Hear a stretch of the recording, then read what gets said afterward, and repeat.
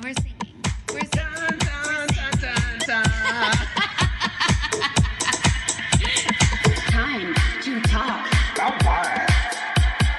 Beauty and the Bitch.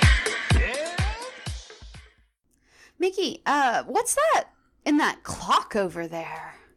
What do you mean? Oh, it just kind of looks like a face? No, that's not a face in that clock. You're so crazy. Almost like a man? You think there's a man in my clock? I will say, did you give me LSD, number one? And number two, there's a man in that fucking clock on that wall over there. Okay, number one, yes, I always dose you when you come visit me. Haven't you noticed what a good time you have? Yes, and everything's very colorful. Exactly. I used to just think it was pride flags all over everything. Nah, Queen. Now I understand. Nah, Queen. Actually, my entire apartment is the color tan. There is no color but tan.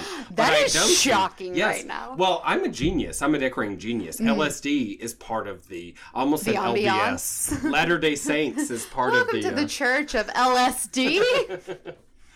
But no, Morgie, there's no face in that clock. I wouldn't keep a possessed clock in my bedroom/recording studio. Are you insane? I truly don't believe you, but I really think we need to move on and discuss this at further length. Okay. So let's talk about why we're here, you crazy drug addict. Why are we here? We're Philosophically, I mean, big picture, what's the point of life? Oh. Well, that's an interesting question. Really? I have another podcast. That's probably, I do have ideas. We should do a whole dedicated episode to that, actually. Why are we should here? actually take LSD, except we would never do that because it's completely illegal. Of course, we would never, but if someone dosed us. But, like, if we knowledge. Accidentally got high Sometimes Molly falls into your grapes. You know what I mean? Yeah, it's like, you're like, is that ecstasy? No, it turns out it's Molly. Yeah, or it turns out it's anthrax. And then you're like, that's fuck bad. me. That's bad. Girl, last Saturday. No. No, we are actually here to discuss The House with a Clock in Its Walls. No, I'm sorry. No, that's it. It's the hardest title ever. There's so many articles within this title. It's like A House with the Clock in a Wall. Could be a title. It's a lot of words. I'm not going to lie. It's a lot of words. Especially for children. Yeah, children are stupid. Like, Hello, if your kid goodbye. came home and he was like, I want that clock wall book, you'd be like, first of all, fuck you. It's not time to talk yet. Talk to mommy after happy hour. Right, exactly. That's when mommy's happy. Yeah. Right, exactly. Second of all, like, what? Yeah, mommy will wrestle with you after happy hour, but before happy hour, do not touch her bun. Yeah, never. Never. We don't have children. No. We don't know. But that's how I imagine it'd be. I come in, my kid be like, Mommy, can I touch your bun? And I'd be like, backhand, in the closet. You're Harry Potter. I'm all the Dursleys in one. But by backhand, you mean like the tennis game and you're just like working on your backhand? Like we're playing Mario Wii or whatever, you know? You just hit them with the remote. Tennis. Yeah, but that's bonding. Yeah. No, it so... is. Someday you will be a great parent. I will never be a great parent. That's why I chose not to be a parent. But Yay. yeah, child-free life. The House with a Clock in Its Walls is a 1973 throwback gothic horror children's novel.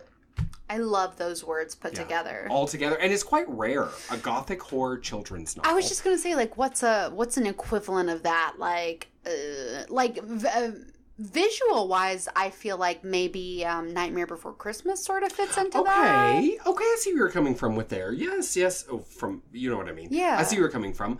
But book-wise, I can't think of a damn thing. Well, I will say, because I just read the book this last week. Now, I have to tell you, before we go into it, and what it's like, there is a movie coming out on September 21st. That's why we're doing this episode. Yeah. So you should buy your tickets now. I discovered this novel by John Bellairs when I was probably a 5th or 6th grader. Oh, really? Yes, I discovered it quite young. Well, actually, you know what? I'm going to out myself. Look, do you see this writing on the pages? I stole this from my reading teacher in 6th grade. So that's when I discovered it. I love that. You're a little thief. I did. I stole it right from my reading teacher. You know what else I read that year in that 6th grade reading class? The Chronicles of Narnia. Good guess, but no. I read I Know Why the Caged Bird Sings. Oh, Lord. Yeah, a really graphic rape scene. That's a rough year. Yeah, that was rough. And 6th grade? Yes, and I read Great Expectations. Yes, Queen. And you talk about rough. Miss Haversham with her broken dreams and her tattered wedding dress. That's the reason I grew up fucked up, girl. My ring teacher should have said, nah, bitch. Read all the Wizard of Oz books. This is what you need. She should have backhanded me in that moment. Say, great expectations. Pow. I know why the cage bird sings. No, you don't. Pow, pow. Yeah, exactly. But I read this book and I was really taken by it because it is dark, scary, seductive. Do you know what this book is about? Not at all. I have never read this book, had never heard of this book until you brought it up, and then discovered it was a forthcoming film. You can go ahead and call me a tastemaker. It's fine. You can say it. He doesn't always recommend a children's book, but when he does... Now call me a tastemaker. He's a tastemaker. Yeah! Yeah, this book... Okay, so what it's like, it reminds me tone-wise of A Wrinkle in Time, which is kind of a science fiction horror. I mean, there's a lot of scary stuff in A Wrinkle in Time, I think. Oh, that's interesting. That's an interesting way to describe that. Yeah, well, you think about, like, if y'all don't know what we're talking about, you can go back and listen to our A Wrinkle in Time episode, which we did in, like, maybe 6 months ago. Yeah, like in tandem with the movie release. Of course, with Oprah. Oprah! Yeah. You get an episode, and you get an episode. It is, like A Wrinkle in Time, there is a big bad who is essentially, like, a deceased necromancer who may or may not come back to end the world. I love a good necromancer. It's probably because I keep reviving my dead dreams. You know what I mean?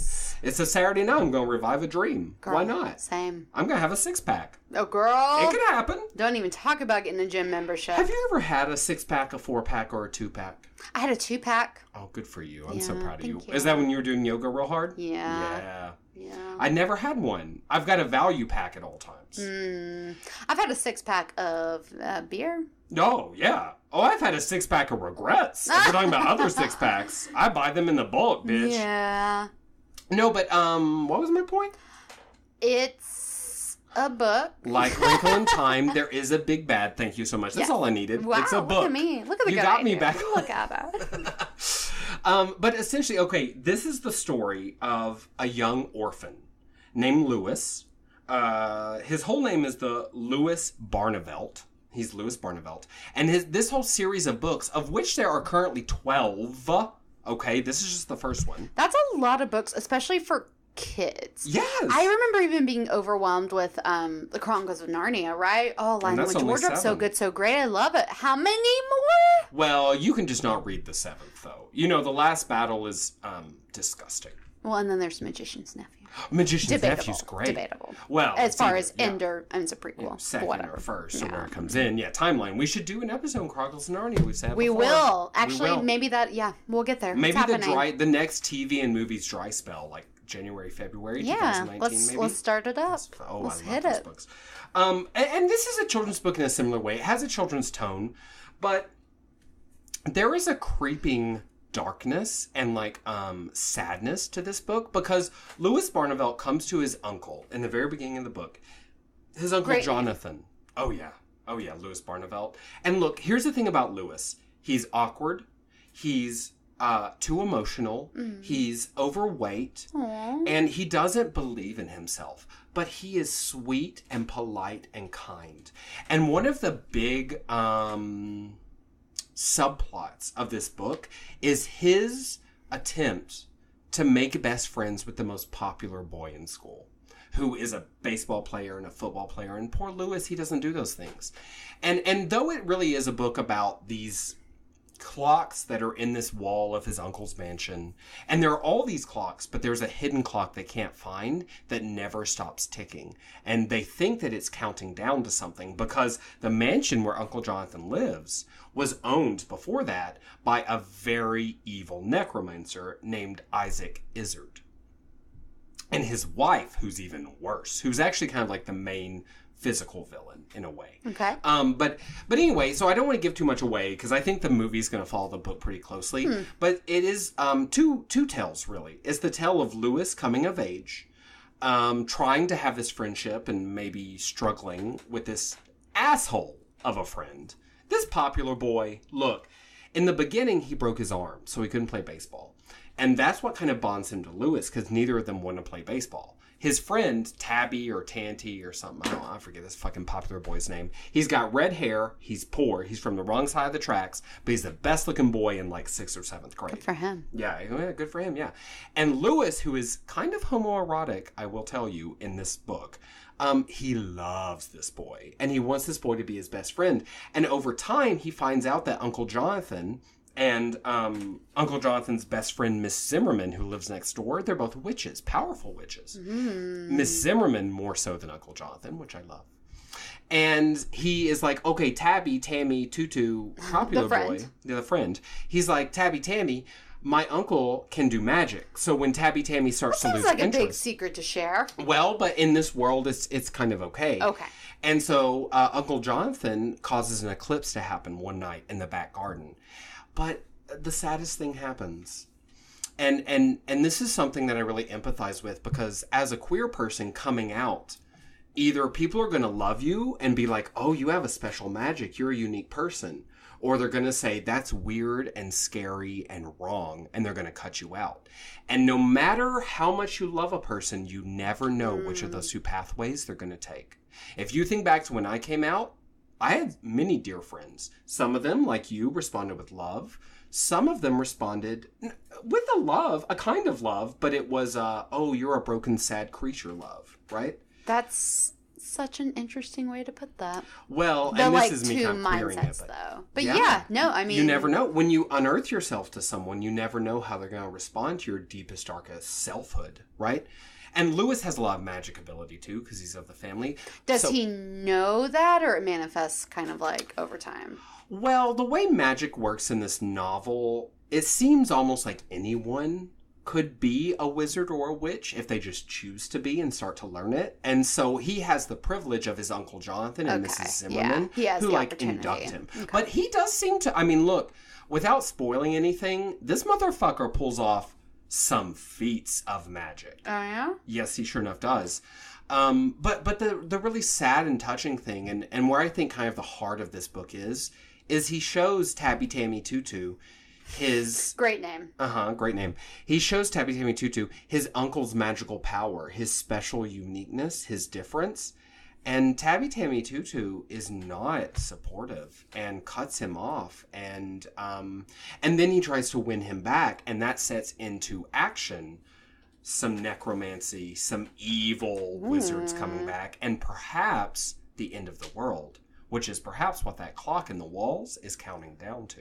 Honestly, like, I value my friendships, but I don't know if it's, like, worth setting necromancers in end of the world in action to, like, overcome differences. Well, now, look, Queen, I think it's about who you bring back. Now, look, if you bring back an evil wizard, I'm like, bitch, what there's no friendship worth that. That motherfucker wants to end the world. If you're bringing back, you know, Miss McGonagall, who used to be a professor at Hogwarts, fuck yes, bring her back. She might not be happy, but she's not getting the world. You know what I mean? Well, she's never happy. She's Minerva. Well, she's content. But so what I'm trying to say about this children's novel is that... That's a lot. It's got a heart. It has a beating heart, just like it has a ticking clock.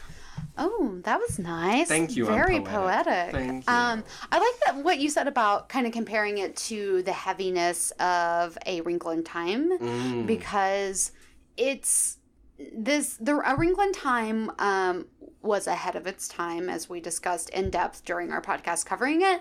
But it's also the kind of book that not all kids read, but was popular, right? It was popular. We know lots of people who probably read it. But, like, thinking about this kind of book, that kind of book, there's another book I think that falls in that same category, The Phantom Tollbooth. Yes, which I never read. I missed it's somehow. that same kind of nebulous, heavy story about, like, time and space and theory that, to me, seems very difficult for children to grasp, right? Like, I for sure did not read A Wrinkle in Time and walk away being like, all right, space-time continuum, done. Gonna go get my physics degree now. Right, exactly. Masters. But I think reading A Wrinkle in Time was a really valuable experience. And it seems like this book is the kind of thing that teaches you real-life values, right?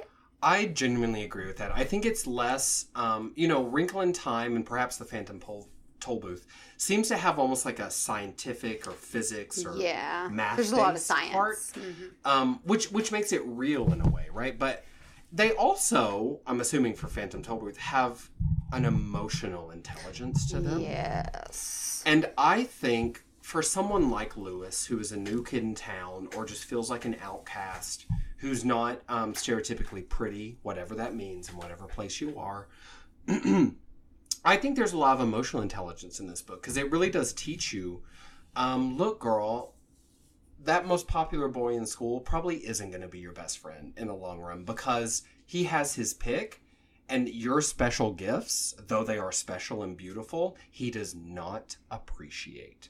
Right? And frankly, that makes me think about my homo romantic life. My homo romantic life is what I accidentally said, but it works. Same thing. Homo romantic life. And it makes me think about sort of how I see myself in the world and how I value myself. Because Lewis has magic at home. Mm-hmm. True magic. But he still wants to go out and to make it homoerotic, court this most beautiful, popular athlete boy. And for a while, Tabby Tammy Tutu is nice to him. But Tabby Tammy's just using him as a stopgate.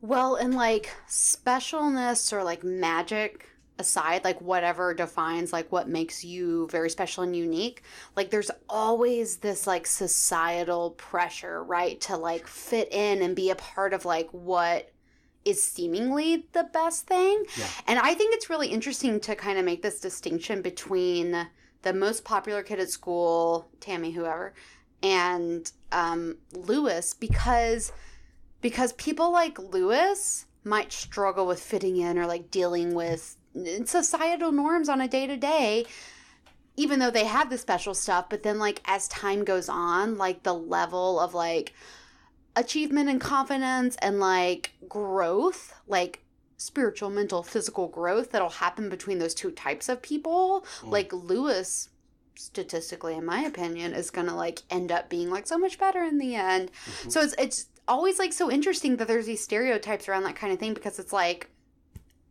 if you found yourself being the most popular kid in school and you read books like this, there's two ways to look at the message of that, as you see those people grow up. One, you can be the snooty person who's I turned my nose up at you. Or two, you could learn from probably the growth of characters across series and say, actually, it'd probably be in my best interest as the uppity popular person to learn from this type of individual. That's what makes, by the way, his name is Tarby. Tarby. You can see why I said Tabby Tammy All Tutu. of those things were very in line. Tarby, what kind of name is that? He's one of 9 children. Oh, okay? God. And there's a scene where Lewis, as much as Tarby has many privileges, athletic and physical and social privilege in his school and where they are, he is financially distraught. His family is very low class. So not only does...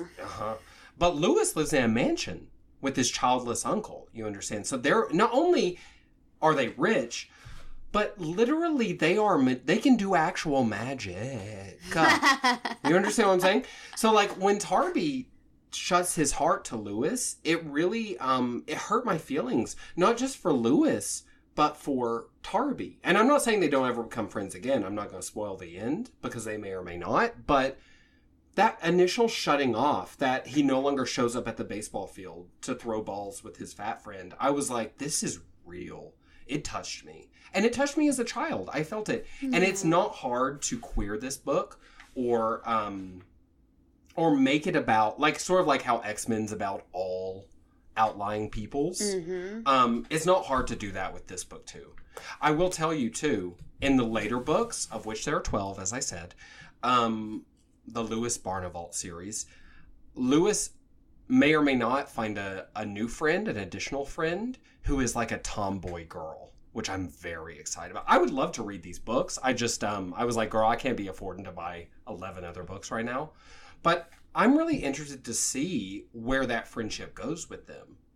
And who knows, if this upcoming movie is a success, we may well see his new friend on the scene as well. Interesting. I know, right? Now, I do have to tell you something we haven't mentioned yet, which does need to be mentioned because it's integral to the experience of The House with the Clock in Its Walls, is that Edward Gorey did all of the illustrations. Oh, not the author. He's not the author. No, John Bellairs is the author. Okay. And John Bellairs, just for the record, wrote the first 3 of the Lewis Barnavelt series. And then Brad Strickland, whose name I know. Do you know Brad Strickland? No, but I'm going to Google it. Okay, Google him, because I know that name. And I don't know why. And it's not from this series, I don't believe.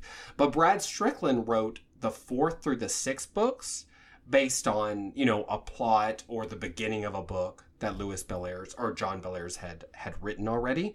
And then he wrote 7 through 12 just by himself based on the world that John Bellairs had made. And it is an ongoing series as far as I can tell. But no, so Edward Gorey, every chapter of this book has an illustration by Edward Gorey.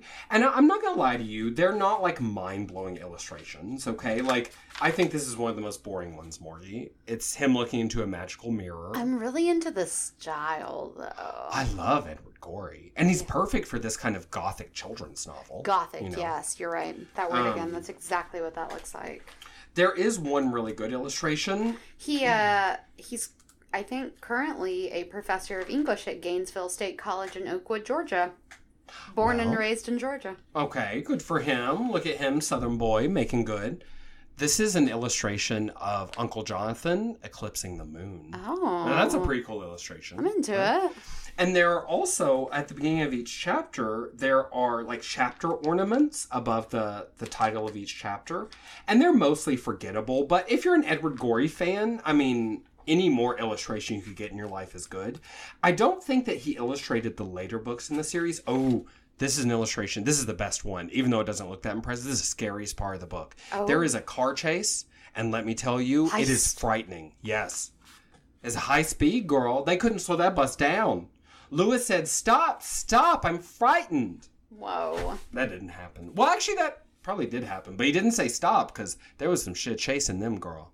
Those 2 headlights, they went up a hill, they went down a hill, they turned left on Caldberry Lane. Girl, they went in a spiral, they went spelunking, they went to a top of a mountain, they went to the bottom of the sea. All at once? Those car headlights done chased them everywhere. No, they just drove around for like 30 minutes, but still it was frightening. So there's nothing like that jumps out at me for like reasons that you might know him. He's also written under William Bradley. No, I never heard of her. How do is there another famous Strickland I'm confusing it with? Possibly.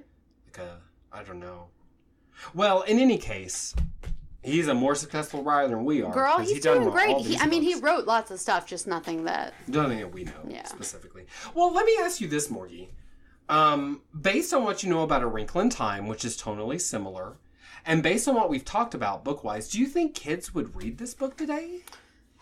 This is kind of like an interesting question because I think kids should read this kind of stuff today, but the amount of options for quality literature for young people has grown vastly. And also the kind of cultural things that we think kids like. We have this whole like socio-emotional learning sort of heavy reading for young children, right? There's like basically like Sesame Street on crack is what we try to market to our children these days. There's just this whole movement of teaching your children like social and emotional well-being, like how to understand their feelings and how to not compare themselves to other people, and your best is the best for you. And like there's a lot of stories built around that like you're different and that's okay, just like all these things to help kids like understand. And I feel like from the outside bubble of like not having children, not being a part of it, but what I see is kids not putting as much of an emphasis on deeply narrative sort of, these long series type things, and also these kind of darker stories don't seem to be prevalent in what I see young people reading today. So I would be surprised if one of my friends with kids was like, hey, I got this book for my kid. Maybe A Wrinkle in Time just because the movie just came out and kids are very into pop culture. Like, they're just so connected. So if it's not in the zeitgeist right now, they're not going to know about it. Well, it's just like how a couple months from now, speaking of movies over books as far as in kids' culture. And this is going to be one. I mean, this is going to be one. So maybe that'll help. Maybe there'll be a bump there. But like, for example, Goosebumps. We're doing an episode on in a couple weeks or months. I don't know if kids today still read Goosebumps. I kind of find it unlikely. But they may well have gone to see the movie and the upcoming sequel in theaters. Right? Which is so weird to not even have an understanding of, like, what that whole thing was. Yeah, that's a 90s kid thing. You know, that's when Goosebumps was hot. I don't know, I am very upset by the sanitizing of culture. And not just children's culture, but for teens and for young adults, millennials in general. I feel like our way right now is to sanitize everything out and say, no, that's too provocative. That joke is too liminal. As a person, you're taking too much. You need to give more, like be more quiet. And my feeling is like, you know what? No, we all need to talk. There needs to be a clamor. We need to show children that the world can be dark and still turn out okay, because the world is dark.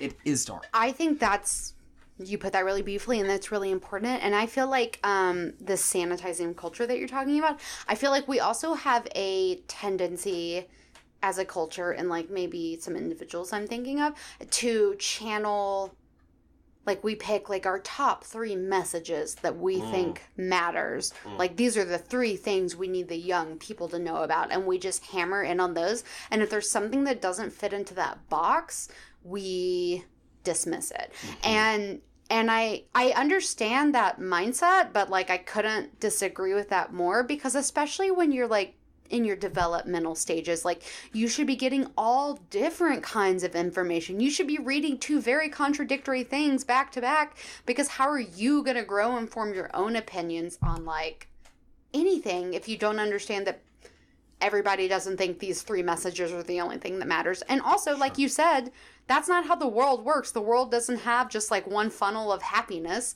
The world is a myriad of like scary, disastrous potentials. And there's a lot of great things mixed in that, but you got to be prepared. Yeah. Well, and I think I'm very upset by, I think kids understand complication. I think so often, I remember being a child and being like, and this is the way I still feel to this day, but maybe it's my complex, but I remember looking around thinking, these motherfuckers, they think I don't understand what's going on, and I know what's going on. I'm not a fool. I'm just young and powerless, you know? I felt that way a lot too. Yes. And I didn't like adults would like demean my like emotional intelligence. And I was, and still am, I was just always a very empathetic child, and like was constantly putting the needs of others in front of, like, in any given moment, if my sister like cut off a chunk of my hair, like I would never just react to that. I would like stop and like weigh out all of my like vindictive options and weigh literally the psychological effect on her as a person and like how that affects her future, because I constantly felt like everyone around me was like more fragile because I just felt like very aware of it, and people treated me like I shouldn't be. Well, and that's a thing. I think people forget it, but as a child, you do have an unblemished strength. You've got that pure white light inside you. Children are strong in a way that adults are not, because we're like a mountain range. Adults have been worn down by time. We are not as many sharp peaks and high elevations. Children get there easily because they haven't been chipped away at yet. And children are very strong, and they are very smart, and they do have a ton of emotional intelligence. And I think really the struggle is, as an adult, holding on to those things you had as a child, while also realizing that like the world is not strong. The world is made of adults. They're the ones who make the decisions, and they are riddled with cavities. You know what I mean? Totally. But I think something like The House with the Clock in Its Walls has a childlike spirit. Whether or not children read it these days, I think is a fair question, but I think they should, and I think they certainly could and get a lot from it, and I think they would feel touched by it, just like I was as a child. Do you recommend What's a good age range, do you think? Like, if people are listening with kids, like, give this book to your kid at X age. There are some parts I think to a child might be genuinely frightening. Not many. I wouldn't say overall it's horrific, but there are some scary chapters.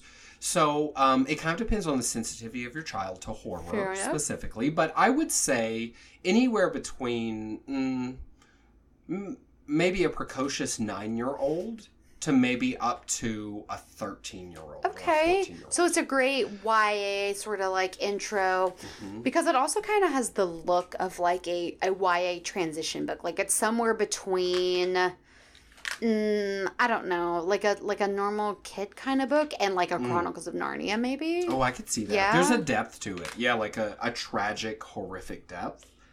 He's 10 years old in the book. Okay. So that's a good indicator. Yeah. Right? So now, Morgie, I know that you haven't yet had a chance to read the book. I would recommend it, by the way, when you get through your TBR in like 20 years. Lord. And add nothing else to it. Yeah. When you're dead, read this book. Because it is good. But it's like, it's maybe not mine. No, I think it's great. And like, maybe if enjoyable. I have this like perfect vision of my life that's not going to turn out the way I want and all, everything changes. Sure. But like that when I have kids and like I introduce great things like this to them, that I read it along with them. Oh, this would be a great book to read aloud. Yeah, so maybe in 13 years I'll get around to that. Yeah. Oh, don't lie to me. You're pregnant right now. Girl, I drink so much wine. I hope not. That would be bad. Nothing but a food baby right now. Girl. But you did watch the trailer for the upcoming movie. What'd you think? I did. Looks a little hokey, to be honest. Definitely looks like something for like young teenagers, like you said. Like it looks like the kind of movie like somewhere kids from like 10 to like 13 would be like, yeah, let's go see this movie at the theater. What do you think about it? I agree with you. I mean, I think, look, so it's coming out on the 21st of September. It is a PG movie. So they're right there off the bat. They could have made this PG-13 or even, I mean, depending on how graphic you want it to be, you could have gone higher than PG-13. What, really? I mean, there's no sex, there's no cursing, but like as violence? far as like violence and stuff. Well, maybe it's a stretch, but you could definitely do a PG-13. And if you want to make it darker, it would not be difficult to do so, okay? Because really, if you think about the antagonist here is a necromancer who is an evil magician. So you have all of that evil magic to pull from. If you wanted to make it edgier and like Dark Knight it out, you could. You could make this movie for adults if you wanted to. But yeah, it's like a PG movie. Here's my problem with it. Jack Black as Uncle Jonathan immediately makes it kiddish to me. Now, of course, Jack Black's done many adult things, but we all know... That's kind of where... That's his thing now, though, right? I'm not into it, man. I don't dislike Jack Black. I'd love to meet him. Seems like a great guy. I'm tired of him playing like these Goosebumps type. He's like... You know what he's like? He's like a bargain basement... who's... Ace Ventura, what's his name? Jim Carrey? That's the way he feels to me. With his intent, or like even like a Dollar Tree Robin Williams. That's what it's like to me. What an epitaph. I know, right?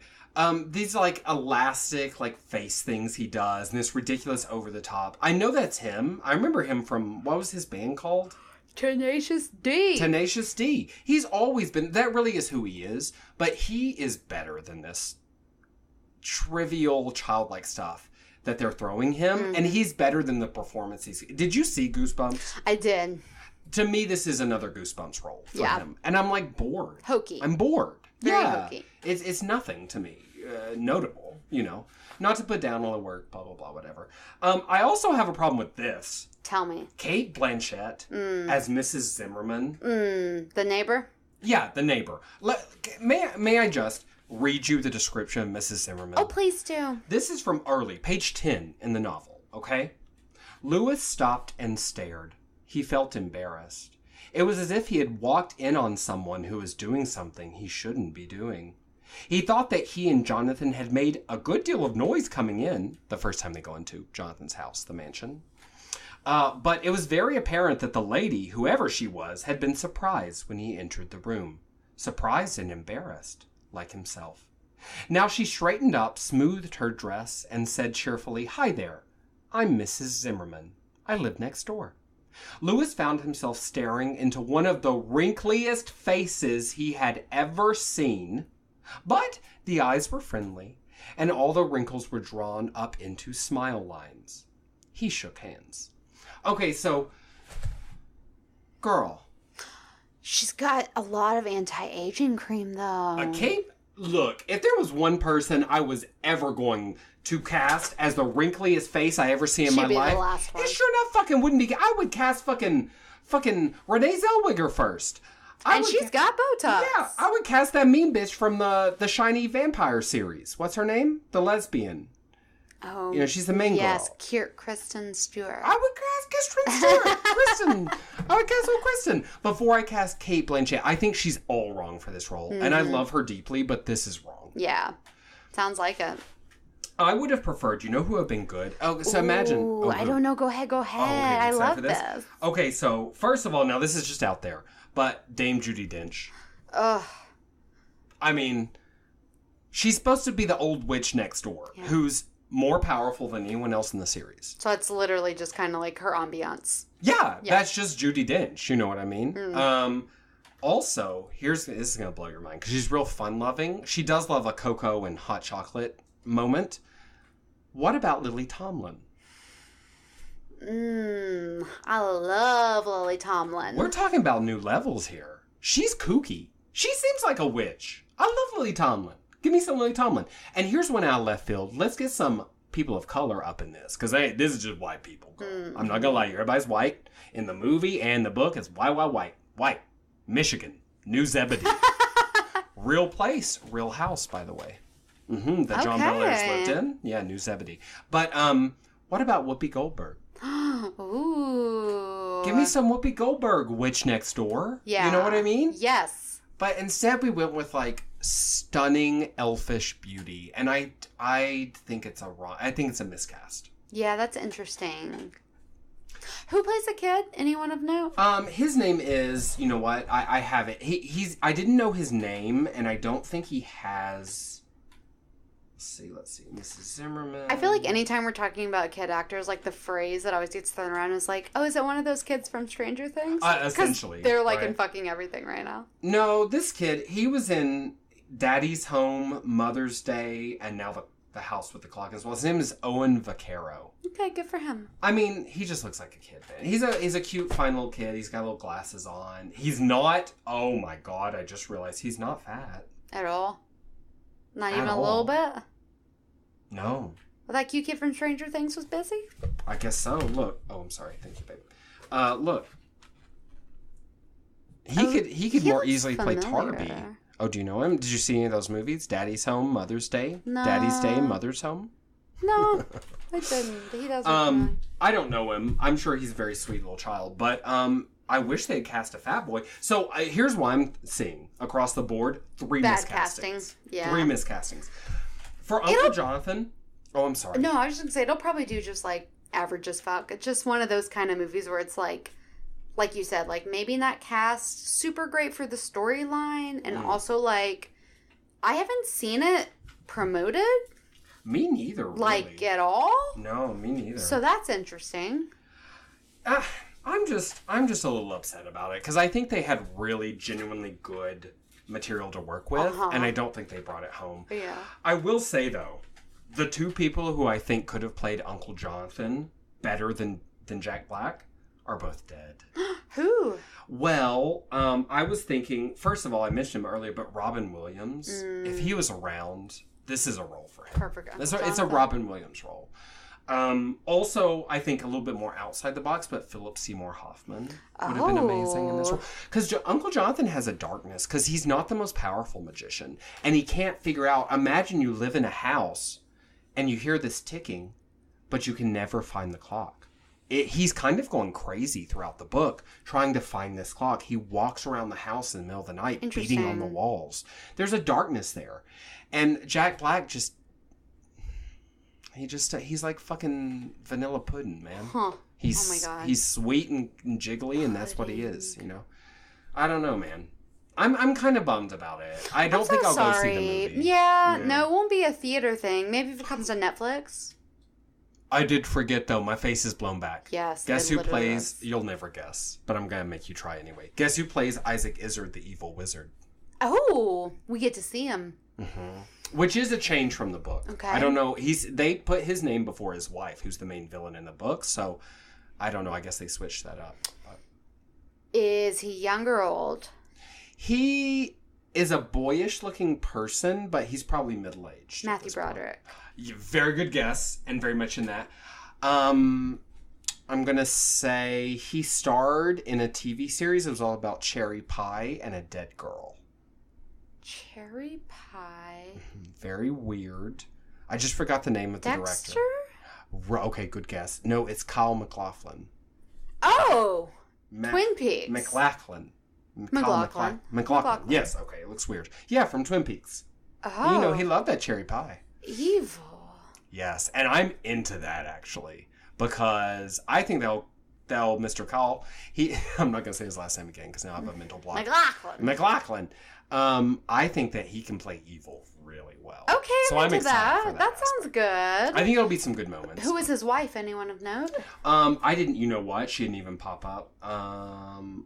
What? IMDb wants me to be a fucking pro member. No, they can stop with that. They can suck my dick on that. I ain't doing that shit. It's not what we signed up for. Let me check this real fast, okay, and see who the wife is. Selena Izzard is played by Renee Elise Goldberry. Oh, who's a woman of color. I don't see... She was in Altered Carbon, which right now is on one of the streaming services. Is it a show? I've heard of that. Uh-huh. And she's in many of those episodes.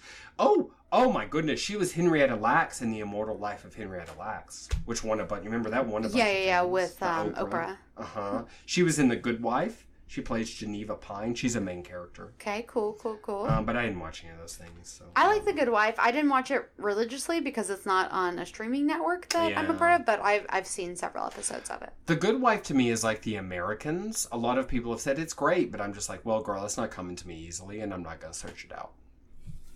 Morgie, do you want to play a little game here? Yes, I love games. Do you love games? Now, do you love losing games? Because I don't love it, but it is a part of my life. Okay. Very fair. Very fair. Okay, so I've got a game for you called Bellairs, the author of this novel, or Fake Hairs. Okay? Go on. So here's the game.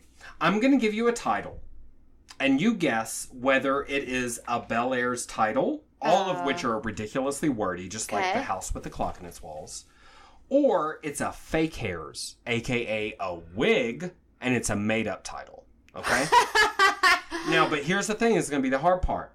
I'm going to hold you to this. Okay. To get the point for a correct answer, it's Bellairs if it's right, and you have to scream wig if it's a fake out. Okay, that's fine. Okay? Don't scream Fake Hairs, even though it's in the title. How many do I have to go through? We got only six. Okay, great. Okay? Okay, so first up, The Ghost in the Mirror. Bellairs or Fake Hairs? Bellairs! How'd you know that, you good guesser? Oh, I'm so good. You are a good guesser. That was the fourth book in the series. It came out in 1993, and it was one of the last ones that John Bellairs actually had a hand in. Right? The Ghost in the Mirror. I don't know what she's about. I think it's self-explanatory. Mirrors are creepy. Well, but here's my question. Is that ghost living in the mirror land, or is it just connected to the mirrors? That's some Are You Afraid of the Dark shit. Yeah, Queen. Ooh, I would love to rewatch that. Possible future episode. Possible. Okay, 90s kid stuff. Okay. The Ghost in the Bushes off 3rd Street. Wig! Okay, you got that one. But it could be a John Bellairs title. It could be. No, it could be. I don't think the publishers are that bad. Okay. The Letter, the Witch, and the Sinkhole. Witch, not winch. Wig. That is a wig. You got that. But I will tell you, there's one that's like the letter, the witch, and the something. The closet or something. That's like the second one, just so you know. Okay. The Figure in the Shadows.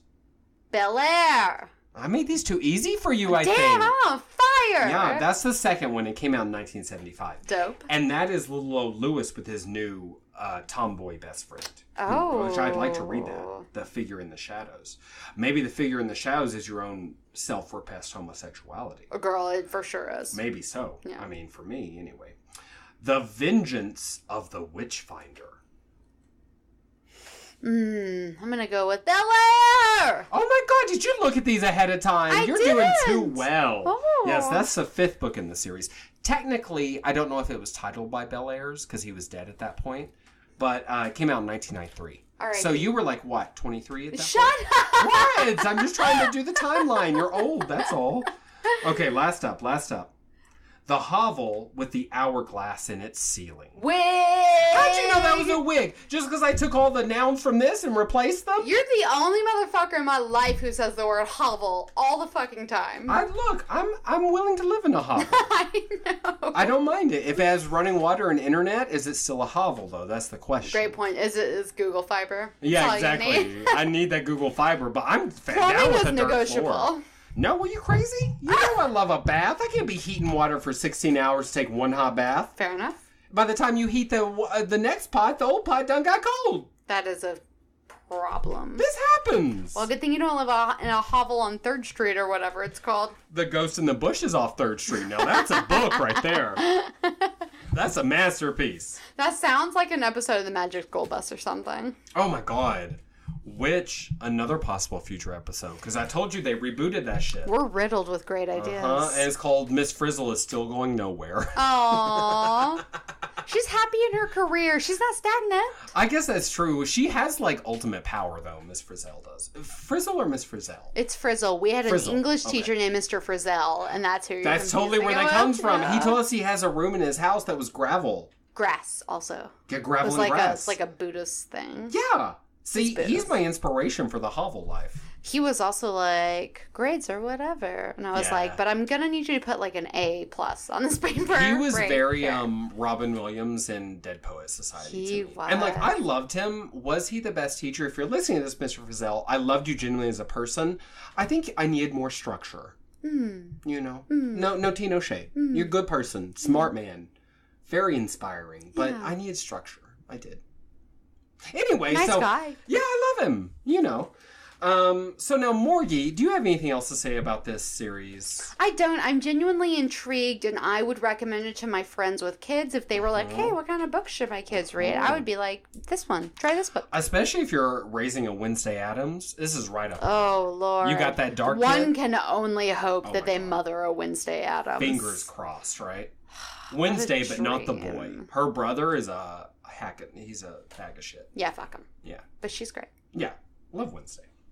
Well, Morgie, now I do have a very important plug for this episode. Do you have a pluggy plug? I do. Oh, I thought I was going to call you out and then make fun of you. Well, it doesn't How always dare work you out. exceed my expectations? That's all I do. A+. Damn it. Thank you. You go first, Morgie. I've talked too much. Okay, so this is kind of in the vein of literature and Netflix binging. Netflix has a new literary adaptation of the book To All the Boys I Ever Loved, and I watched it over the weekend. Oh, yeah. And I genuinely loved it. And it's for every girl who loves a good rom-com and every person who loves a good coming-of-age story. And it was really funny, and it was cast, like, I would say 89% really well. Like, most of the casting was really great. There were a couple of things where it was like, they're not even the same kind of Asian person, but sure, they're sisters. Whatever. So that was whatever, but it was really great, and it had a lot of heart, and it kind of filled that void. I feel like it's hard to find good rom-com type movies anymore. You know what I mean? Like, we lived in the age of fucking 10 Things I Hate About You and She's All That and that kind of stuff, classic like rom-com, and like that's hard to come by.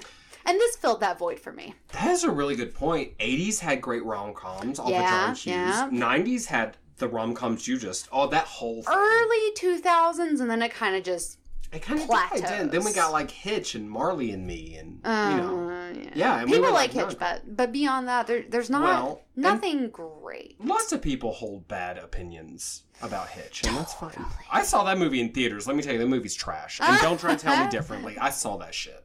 Don't come at me. Live your truth. I love it. Thank so, you. yeah. But check out on Netflix To All the Boys I Ever Loved. It's only like an hour and a half. You'll like it. And it's not captions. I thought it was subtitles. It is not. But I must have been thinking of, you know how I do on streaming services. I'll watch 2 seconds of something, and then I'll switch to something else. So I was confused. Fair enough. Because Morgie and I were talking about this, and she was like, why don't we do an episode? And I was like, girl, subtitles, though? Because I'm trash. And I'm on board with trash. that. Like, subtitles are hard. Like, sometimes Aaron really wants to watch anime a lot, and I love anime, but I'm, like, so old, and, like, I have to get out my good glasses to watch subtitles because I'm 30. I'd be all up on the TV screen, breathing on it, fogging it up, It's trying too to see much. what's going It's on. too much. And I like to multitask when I watch TV, like I really do. Yeah. And subtitles makes that impossible. Yeah, I can't poop and read subtitles at the same time. No.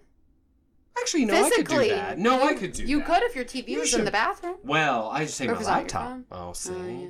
Laptop life. What you got for us? So, because we're talking about a book that's the first in a series that I at least didn't even know existed, I just want to plug some of the later Wizard of Oz books. So, as a child, these were sold in, like, Dollar General. So, like, you know, not like Dollar Tree, but not Walmart. Totally were, yeah. And I owned a bunch of them, and I loved many of them.